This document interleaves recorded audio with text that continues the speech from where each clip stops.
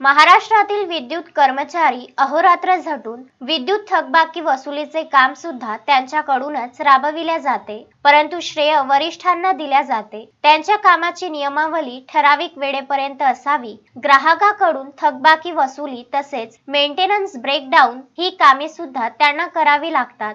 महिन्याला 25 litre petrol देण्यात यावे, क्लास 4 ची जागा क्लास 3 मध्ये करण्यात यावी, अशा अनेक मूलभूत न्याय हक्कासाठी महाराष्ट्र राज्य वीज लाईन स्टॉप कृती समितीतर्फे आयोजित केलेल्या आक्रोश मोर्चा व धरणे आंदोलनाकरिता महाराष्ट्रातील सर्व लाईन स्टॉप कर्मचाऱ्यांनी एक दिवसाची सुट्टी टाकून मुंबई आझाद मैदानावर 11 व 12 डिसेंबर रोजी न्याय व हक्काकरिता एकजुटीने सकाळी 10 वाजता हजर राहण्याचे आवाहन महाराष्ट्र राज्य स्वाभिमानी युनियनचे केंद्रीय पदाधिकारी चंदू घुबडे यांनी केले आहे।